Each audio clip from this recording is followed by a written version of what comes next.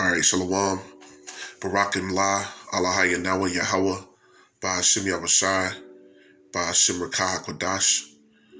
Double honor, them Yad as always, to the elders and apostles of Great Millstone, who are the true teachers of Israel today. Peace, love, blessings, and salutations to the hopeful elect. Habayath Madawadah, the house of David. The brothers is laboring on the four corners of the earth to make their calling of election sure, helping seal the elect of the nation of Israel for the return of our Lord, Hamashiach Yahushai, is at hand. And to the Akim and Akwathium, the brothers and sisters who also listen and believe on Yahweh Shem Yahushai, to you I say Shalom. So Shalom to the hopeful elect of the nation of Israel. This is Brother Sagalah coming back with a lesson through the Spirit. Lord willing, this lesson is edifying for those that have eyes to see and ears to hear through the Rakah Kwadash, which is the Holy Spirit. So the premise of the lesson is going to be from this video that you see on the screen. And the title is the GOP is pushing a bill to ban teaching history of slavery. So Esau, the devil, the deceiver on the earth, wants to do away with the notion of slavery, the enslavement of the children of Israel, you so-called Negroes, Latinos, and Native Americans. He wants to do away with the history, going into the fact that with all this truth being pushed in the earth, he wants to continue to push forth the refuge of lies and keep the covering cast over all people. But see, this truth is overwhelming the earth, and nothing can be done to stop the truth. As it is written, there's you can do nothing against the truth, but for the truth. So nothing can stop this truth from being pushed on the four corners of the earth. Even when they bring the famine of the word, which is, to start the process of systematically taking the prophets off of YouTube and off social media. This word still has went out, and this word is still going and making its way to those who are supposed to make its way to. So that's through the Spirit of the Lord. Nothing can stop the Spirit of Yahweh Shem Yahushua. But this devil wants to erase history because he don't want you Israelites to truly know who you are. He don't want you to be able to confirm the words that the prophets are saying. He wants you to stay, in a state of ignorance, darkness. He wants you to continue to call yourself African American, as opposed to coming back to being an Israelite. He wants you to call yourself, a Latino. He wants you to continue to call yourself a Puerto Rican when you are the tribe of Ephraim. And the tribe of Gad and Reuben, he wants you to continue to call yourselves Native Americans, or prospective tribes, Choctaw, Blackfoot, Sioux, Hopi, Iroquois, so on and so forth. You Latinos, he wants you to continue to call yourselves, names like Cuban, names like Mexican, as opposed to Issachar and Manasseh. He don't want you to come back to who your true, to what your true heritage and your true history is, which is biblical history, because you are the Israelites, which is known in the Bible as the hidden ones, because your identity of who you are has been concealed. But that's all being revealed through the men of the Lord. So now, I'm going to jump into it, and I'm going to give a little commentary through this video. So Lord willing, it's edifying. Now that a conservative effort to suppress classroom lessons about racism and slavery, the Times reporting on nearly a dozen Republican-led states seeking to ban or limit how the role of slavery and the pervasive effects of racism can be taught. Fox News goes all in on the issue. Curriculum that teaches their kids to hate their country. The political left, in perpetuating this myth that America is a fundamentally racist country, that Joe Biden now wants to spend you. Well, let's deal with that. The first point. America is a fundamentally racist country. America is a fundamentally racist country because, at the inception of America, going back to when the conquistadors, starting with Cristobal Colon, who's known as Christopher Columbus, when they came to the shores of America, they came and annihilated the indigenous Americans, which were who? You so-called Latinos and Native Americans. And what did they do? They came and brought diseases. They killed you with, put smallpox in blankets. They tried to decimate and completely genocide the Native Americans and Latinos off the land so that they could take their land. So America is a fundamentally racist country. It took Judah, Benjamin, and Levi and brought them on slave ships and brought them to the Americas. Friends don't put friends in slavery. So Esau, the scriptures clearly speak of who he is. He is your enemy. The Bible says, never trust thine enemy. So America clearly is a fundamentally racist country. So how do we not understand that? Because Esau, the devil, the deceiver on the earth, he doesn't want to acknowledge his offense. He doesn't want to acknowledge his wickedness that he's done. He doesn't want to be known as the man of sin, as the border of wickedness. So he doesn't want to be revealed as the people of the Lord's curse to judgment. So let's go ahead and continue back on. More money on critical race theory lessons for a perpetuating this myth that America is a fundamentally racist country. Joe Biden now wants to spend your money on critical race theory lessons for our country's already distressed students. Last month, the Department of Education proposed a regulation that directs tax dollars to the race hustlers who traffic in this poison. Tucker is the last person who should be talking about any form of trafficking. Now, parts of academia are aligning with the right-wing rhetoric, and in doing so, exhibiting cowardice and a lack of integrity. Case in point, the explosive fight over the Pulitzer Prize-winning journalist Nicole Hannah-Jones, a recipient of the MacArthur Fellowship Genius Grant. They don't hand those out to everybody, whose 1619 project famously looked at the legacy of U.S. slavery, and who this year was appointed the prestigious Knight Chair in Race and Investigative Journalism at the University of North Carolina, which is usually a tenured job, except... So, the legacy of U.S. slavery, which was just spoken of, is in the Bible. The true history is not in the 1619 project. That only gives you some partial artifacts, so to speak. But the true and entire history of the Israelites, God's people, you Negroes, Latinos, and Native Americans, the 12 tribes, the seed of Jacob, the true history of you Israelites is in the Bible. And this is what the scriptures say. This is why it's so important. The Bible says, blessed, is he that readeth, and to meditate in the word day and night. And here's why that's not just in the Holy Scriptures, because it sounds good. So that's actually a commandment from the Lord, is to read. Seek ye out of the book of the Lord and read. Job 8:8, it says, for inquire, I pray thee, of the former age. And what's the former age? The times of the past, which is the times of our forefathers. It says, and prepare thyself to the search of their fathers. So we have to inquire, means to diligently search and seek. And it says, and I pray thee of the former age, of the things of the past. And you find that in the Holy Scriptures. The true history of the Israelites is found in the Scriptures. Now, it can be merited, with forms of natural history or secular history, which is worldly history, but that history is in the Bible. So we have to prepare ourselves to the search of our fathers. So the 1619 project, which came out a few years ago, does not cover that, does not give you the prophecies, does not give you the full understanding of who you are. Job 8:9, for we are but of yesterday and know nothing, because our days upon earth are a shadow. So the time that we're here is very short. So we have to inquire of the former age. We're supposed to ask for the old ways, the scriptures say, and walk in it, which the old ways are the righteous ways, not this new age modernized way of thinking, which got our people not knowing a damn thing, not having no understanding.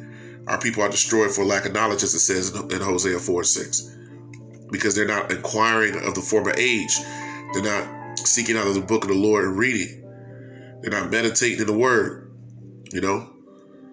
So for the lack of these things, we see what?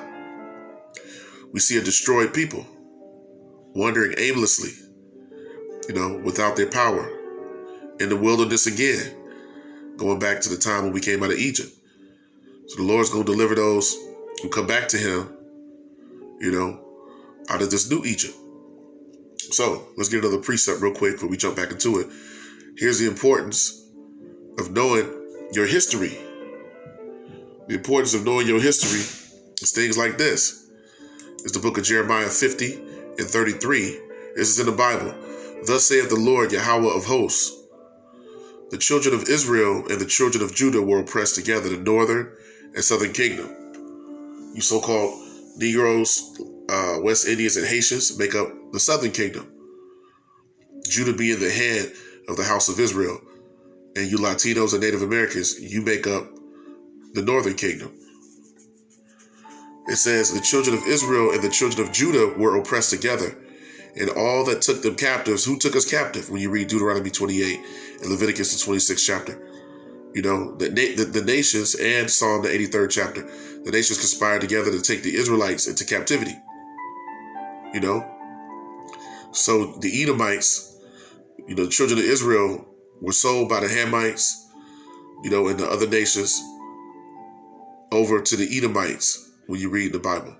Joel, the 3rd chapter, amongst other chapters. So our enemies are shown in the Bible over and over again, and the chief of our enemies are the Edomites. So it says, in all that took them captives, all that took them into slavery, it says, held them fast. They refused to let them go. So they completely destroyed the knowledge of who the Israelites were, which was the will of the Most High when you read Jeremiah 17:4. That was the fulfillment of the prophecy that the Lord would discontinue his people from their heritage. So that's all in the scriptures. And that was for disobedience to the Most High. So now, it says they refused to let them go. They still refuse to let the children of Israel go. Why is that? The reason why they refuse to continue to let the children of Israel go is because the scriptures tell us that, the prey departeth not.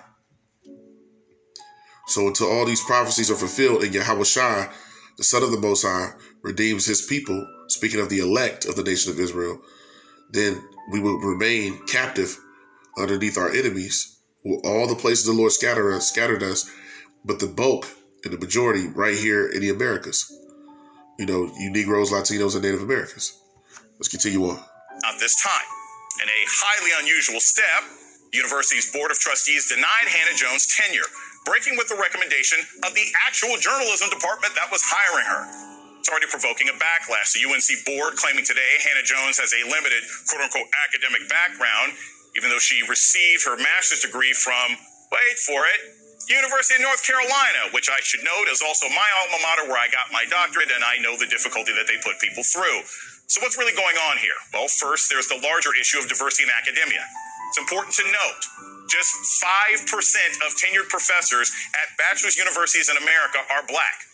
There are a larger percentage of African-American astronauts than black people who are tenured in this country. It's easier for us to get shot into space than actually teach undergrads. But there's also the cowardice element. University supposedly committed to the free exchange of ideas, which is now afraid of what Nicole Hannah-Jones might say in the classroom. Would prefer to bend to politicians like Mitch McConnell, who is on a crusade against the 1619 Project, which I'm sure he hasn't read. And those voices over on, the crazy place, Fox. Now on the screen, this demon right here, Mitch McConnell, there was an article that came out about 2 months ago going into this. But on the screen here, I don't know if it's highly visible or not, but here on the screen, Mitch McConnell told the New York Times, he said that the 1619 was not an important date in U.S. history. So to the Edomites, us coming over here, being brought over here to slavery, and then the Latinos and Native Americans being conquered and destroyed and near genocide, that has no relevance, no importance to the Edomites. And I wanted to point that out through the Spirit. Now, here's why. Once again, our history is in the Bible. So we have to always go back to the word of the Most High as the children of the Most High. The only way we can come back and reconnect with the Most High is through his word first and foremost. His word, is what confirms everything. The spiritual confirmation is in the word. So this is why Esau, and you see it there on the screen, Esau believes that 1619, at the time that he came and put all the tribes into slavery, that doesn't matter. It's insignificant.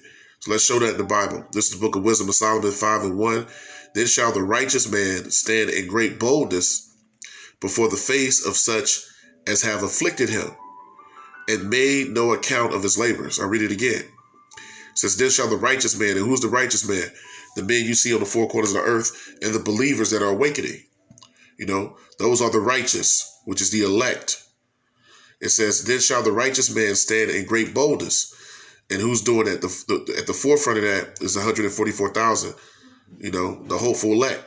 Those are the men that's standing in great boldness on the four corners of the earth, doing what? Prophesying against Idumea, against Esau, prophesying against the man of sin.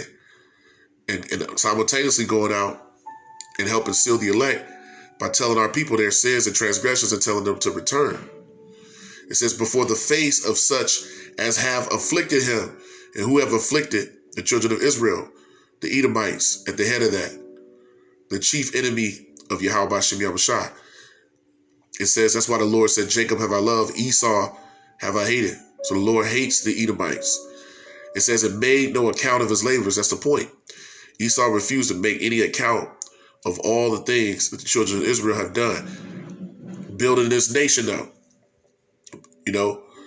Being the ones that, gave him all of this generational wealth, 350 years of free labor and the continual, oppression of the children of Israel. So he would never make any account of the labors and all the things that the children of Israel have done. And so for that, the Most High is going to destroy Esau. His seed is going to be destroyed out of the earth. The scriptures tell you in Job, he's going to be chased out of the world. So let's continue on. The entirely fraudulent 1619 project headed by Nicole Hannah-Jones. This Hannah-Jones dispute leads to a larger question. Why was a woman who distorts history even up for a tenure position at any university in the first place? That might be the largest number of black people they've ever had. Jones. This Hannah-Jones dispute leads to a larger question. Why was a woman who distorts history even up for a tenure position at any university in the first place? Now, you just heard, this Edomite, the she-devil, speak and say that, this esteemed Israelite woman, that she was distorting history. Now, this is spoken of because Esau, the 1619 project, got Esau, going out of his mind, going out of his wits. And why is that? Because this, once again, highlights the fact, that slavery is a central key point in the story and the understanding of who the people of the Most High are. So to omit it, to omit history, is to disannul and to not acknowledge the truth. So what's important about that is Esau believes that to tell history and truth is to distort history. He believes that telling the truth is wicked, that it's not right, that it leads, to dissension between the people, which it is, and it does. But Esau believes that telling the truth is distorting history. That's why Esau tells you his story, not true history. If you don't understand the history, then you won't understand the mystery. And what's that mystery? Who the people of the Most High are, etc. And you won't return to your power. So Esau believes in telling his story, which when you check it, Esau's story is the story of Edomite supremacy. But he's quick to push to you, give you George Washington, the Continental Army. He'll tell you all about, the Europeans, the Pilgrims, the story of the Pilgrims. He'll tell you all the Revolutionary War, the Civil War. He's quick to push Edomite supremacy. He's quick to give you white Jesus and Santa Claus, but he won't go into the true history of the children of Israel because this devil know who the people are, and he refused to acknowledge his offenses, and the Most High is going to destroy this devil. So we're witnessing the fall of the wicked on the earth, his power. 2 Ezra 6:9. Esau is the end of the world, and Jacob is the beginning of it to follow. So these devils are trembling because they know that once they lose this power, which is like sand going through their hands right now, that this is over for them. That their ass going into hardcore slavery. Revelation 13:10 on down. Which tells you what? It tells you he that leadeth into captivity must go into captivity, and he that killed with the sword must be killed with the sword. When was Esau repaid for all of his wickedness? He has not been repaid or recompensed for his wickedness, because only Yahweh Shai can do that, according to prophecy. So this devil don't want to acknowledge history, and he want to run from the truth, because when his tab is up and he got to pay up, his tab is going to be hardcore slavery and then annihilation from the planet. That might be the largest number of black people they've ever had on their shows. Joining me now is New Yorker staff writer and professor of journalism at Columbia University, Jelani Cobb, and editor-at-large for the 19th and an MSNBC contributor, Aaron Haynes. I can't wait to have this discussion with both of you today. Aaron, I'm going to start with you. You wrote really one of the first pieces that people were paying attention to in the 19th about UNC's board stepping in and stopping the department from offering tenure to Hannah Nicole Jones. But you also say this is part of a larger problem that we've got happening all across America right now? Well, yes, and Jason, let me just stop you there. My colleague Mariel Padilla wrote that story for the 19th, but I'm glad that we had it on our site because it absolutely is in the wheelhouse of what we care about at the 19th. But listen, I am based in Philadelphia, where we love telling stories about the framers, the founding fathers, right? When it comes to folks like George Washington, Thomas Jefferson, Benjamin Franklin, we can't tell that story about America enough, right? But when it comes to slavery, why can't we move on? Let's move on. And as somebody who's long covered race issues, this backlash against telling the truth, I heard Laura Ingraham call it distorting history, but actually correcting the record is something that this is usually the reaction to that from some corners of the country who really do not want to confront that history in our country. And listen, if journalism is about afflicting the comfortable, Professor Hannah Jones has certainly struck a nerve here. That is a nerve that has been struck among members of Congress. It is a nerve that has been struck among, folks at the State House level that are trying. So real quick, why would they have a problem with the 1619 Project highlighting slavery? Which it doesn't get into, it just goes into Judah Benjamin Levi predominantly. It's not even getting into what happened to the Native Americans. But that's a side note. Why would they be against wanting this to be taught in schools? And this curriculum being accessible for those who want to learn, because they obviously have omitted it. They haven't put it in their history books. They only want to tell you about their history, his story. Daniel 9:12, and he hath confirmed his words, speaking of the Most High, which he spake against us. And what is that? The words of the Lord spake against us is going into the curses of Deuteronomy 28 and Leviticus, the 26th chapter, and against our judges that judged us by bringing upon us a great evil. That was slavery. That great evil was slavery. The hardcore bondage of the children of Israel. For under the whole heaven have not been done as hath been done upon Jerusalem. So what's been done upon the people of the Most High, which Yirah Shalom in the Hebrew goes into the peaceful city. The people of the Most High. Jerusalem is a people before a place. What that goes into is the fact that this great evil spoken of throughout the Bible is the curses. So what has been done under the whole heaven to the children of Israel has not been done unto no other people but the Israelites. So that's why he wouldn't want to go into that, because that would do what? Simultaneously see the prophets out and this word being pushed more and more. That will continue to wake up the children of Israel.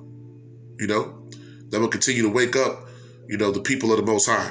But the elect, are going to be sealed no matter what. No one's going to stop the elect, from waking up, from getting this truth, and from ultimately coming back to Yahweh Bashem Yahweh Shai. Let's get a little bit more.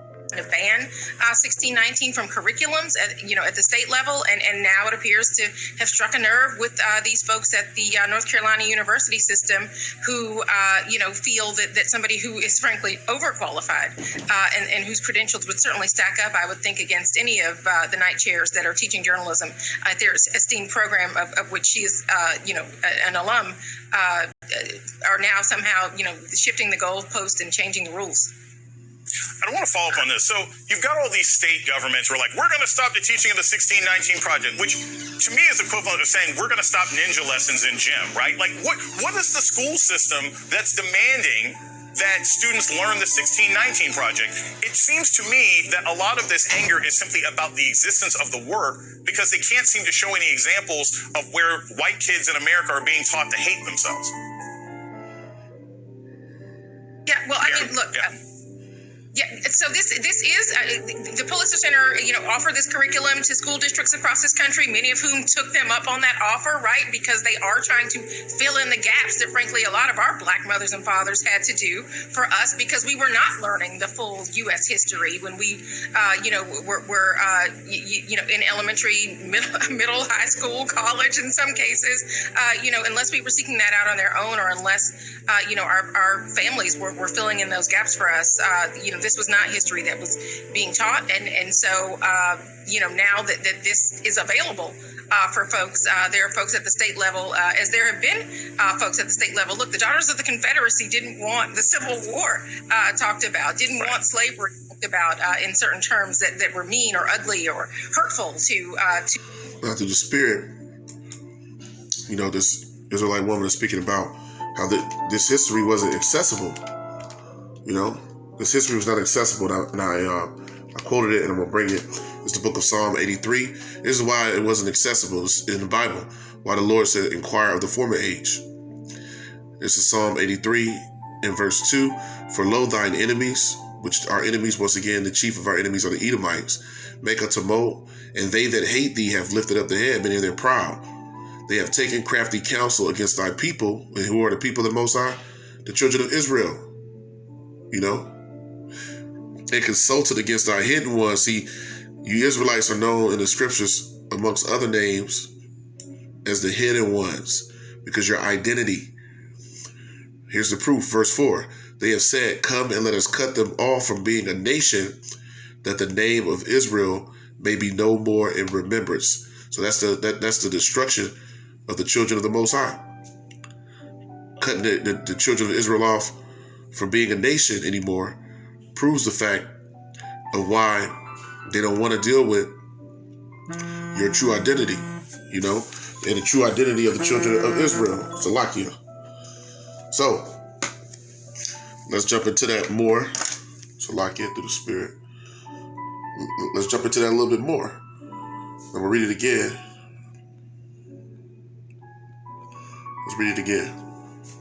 So this is the book of Psalm 83 and 4.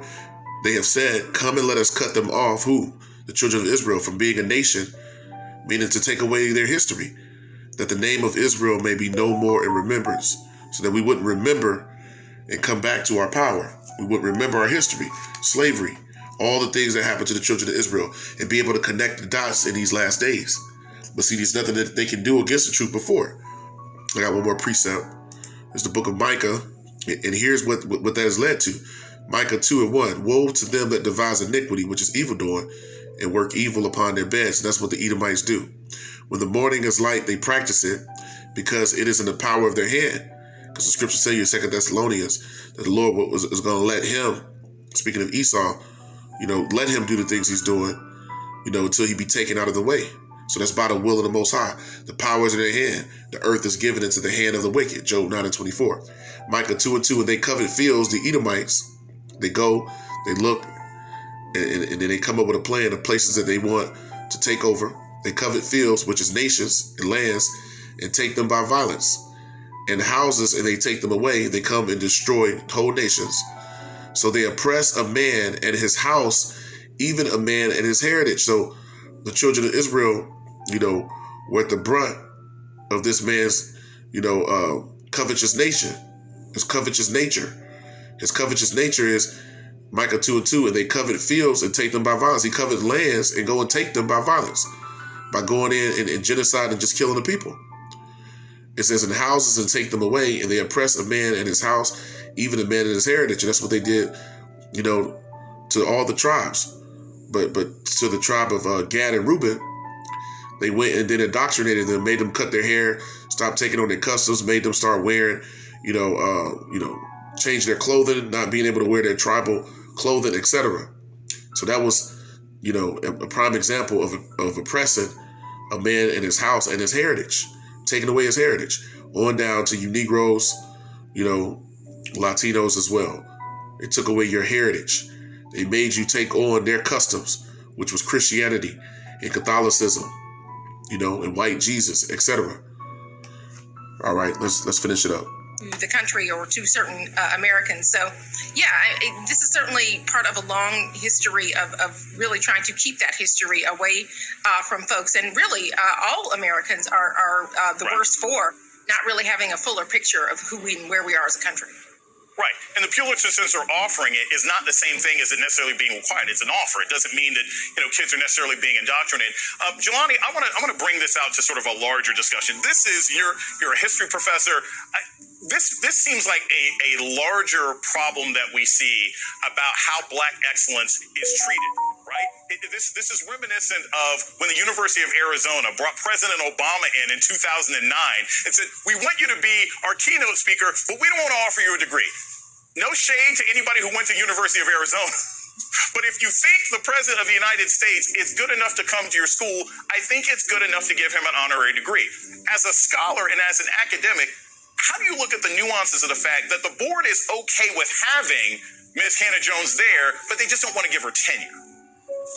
Well, I think they weren't really okay with having Ms. Hannah Jones there. That happened through the machinations of the other layers at the institution that are really intent on having her presence on campus for reasons that make a lot of sense. But the fact of the matter is that if we went through her credentials, which include a MacArthur Genius Award, a Pulitzer Prize, 2 Polk Awards, a Peabody Award, and 3 National Magazine Awards. So, Jason, you and I have been around academia for a long time. Correct me if I'm lying when I say that would be an impressive total for a department. Yes, if you exactly. That many accolades in your department, you would be doing well. This is one individual. So absurdly overqualified for the position that it only makes more glaring the illogic of the position that the board took. And so this is absolutely about that. And one other thing that I'll add really quickly is that this is an attempt to re-enshrine the syllabus of lies about the American past that were a rationale for white supremacy. There has been an ongoing assault. W.B. Du Bois wrote about this. He called it the propaganda of history. And you should go back and read that essay in Black Reconstruction. This has been the fundamental calling of Black historians in this country to add a corrective to the record so that we might actually present a brief for non-racial democracy in this country. So this is why this is a much bigger issue than a single tenure case at a single institution. This is about democracy, this is about academic freedom, and this is about freedom of the press. What these Jakes don't understand is this is bigger than that. This is about salvation. This is about truth. This is about the truth of the Holy Bible, the Amathia War. This is spiritual. So our people, have a hard time grasping, the true implications of not knowing who you are. Because ultimately, this is about your true history. So with that, I hope that was edifying to the hopeful elect of the nation of Israel, Salakia. I want to end this video by saying Barakatah Yahweh, Barakatah Yahushai, Kol Halo Yamla, Allah Hayanawa Yahweh, Ba'ashem Yahushai, Ba'ashem Rakah Kodash, double honor. As always, to the elders and apostles who've labored faithfully in this truth, and all the true teachers of Israel today. Peace, love, blessings, and salutations to the hopeful elect. Habayath Madamadah, the house of David. The brothers labor to make their calling of election sure. Laboring, to awaken and help seal the children of Israel. So once again, Barakim, blessings and more blessings to the believers that's doing this work, and to the Akim and Akwathium, the brothers and sisters who also listen and believe on Hamashiach Yahushua. To you I say shalom as well. So shalom.